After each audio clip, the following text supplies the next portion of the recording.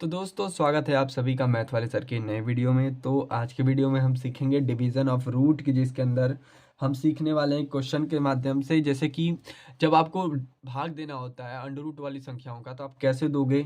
छोटा सा एक नियम होता है, एक लाइन का क्वेश्चन है। तो क्वेश्चन आपके स्क्रीन पे जो गिवन है उसको एक बार पढ़ लेते हैं, फिर आपस में उनको डिवाइड करेंगे। जैसे क्वेश्चन कह रहा है आपसे कि डिवाइड 8√15 बाई 2√3। तो हमें इस संख्या से इस संख्या को क्या करना है, भाग देना है। तो जैसा कह रहा है क्वेश्चन, सबसे पहले क्वेश्चन लिख लेते हैं।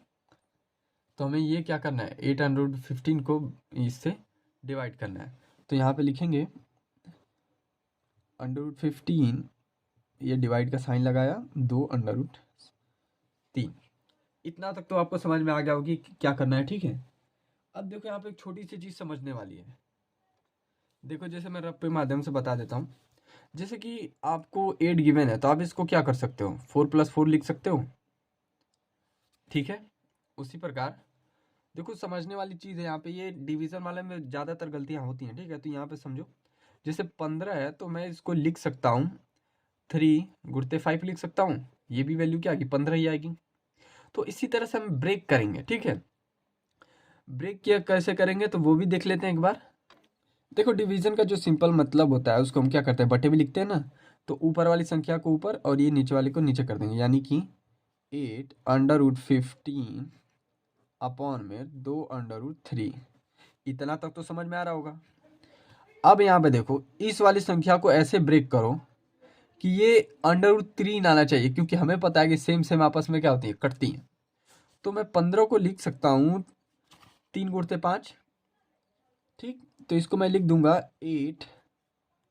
8√3 मल्टीप्लाई बाई √5 अपॉन में जो चीज़ें थी वो यहाँ पे लिख दिया। अब यहाँ पे देखो, क्या इसकी वैल्यू ये आप लिख सकते हो, बिल्कुल लिख सकते हो। देखो आपको पता है कि बार वाली संख्या का बार गुणा होता है, यानी कि 8 यहाँ पे कुछ नहीं तो 1 है। तो 8 में 1 का गुणा करोगे तो ये 8 ही आ जाएगा, ठीक। अब 3 का 5 में करोगे तो ये हो जाएगा 15, लेकिन अंडर रूट लगेगा क्योंकि अंडर रूट है। तो अंडर रूट की अंदर की संख्या का मल्टीप्लाई अंदर ही होता है। तो दोबारा से यही वैल्यू आ गई, ये वाली। तो यानी इस फॉर्मेट में इसको लिख सकते हैं। इससे लिखने से हमें फ़ायदा ये हुआ कि अब ये √3 और ये √3 मिल गया। तो ये संख्या आपस में क्या आ जाएंगी, कट जाएंगी, ठीक। तो यहाँ पे क्या बचेगा, अब यहाँ पे देखो 2 भी कट रहा है, 2 एक बार में कट गया, ये 4 बार में कट गया। तो ये वैल्यू आ जाएगी 4। यहाँ पे कुछ नहीं बचा है, ये √15, ठीक। और नीचे आपका कुछ नहीं बचा क्योंकि सब कुछ खत्म हो चुका है। और यही हो जाएगा आपका आंसर।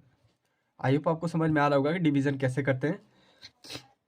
एक बार और देख लीजिए। सबसे पहले जो क्वेश्चन है उसको इस फॉर्मेट में लिख लेंगे आप, डिवाइस का साइन लगा के। उसके बाद उसको बटा में बदल लेंगे, ठीक। बटा में बदलने के बाद ऊपर वाली संख्या को ऐसे तोड़ो कि जो नीचे वाली संख्या ना वो हमें अंडर रूट वाली संख्या मिल जाए।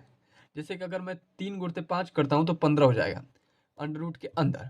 और 3 करने का मुझे फ़ायदा ये हुआ कि मैं √3 को √3 से काट सकता हूँ। तो √3 का √3 से कट गया, और यहाँ पे 8 था, यहाँ पे 2 था, ये तो ये भी आपस में कटेगा, तो यहाँ पे 4 हो गया। अब देखो आपको पता है कि जैसे कि नॉर्मली ये होता है कि आपको 2 में गुणा करना होता है √5 का, जैसे मान लो।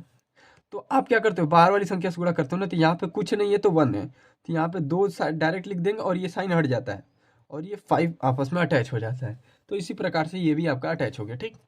तो इस तरह से डिवीजन करते हैं। आई होप आपको समझ में आ गया होगा। तो मिलते हैं अगले क्वेश्चन के साथ, तब तक के लिए पढ़ते रहिए।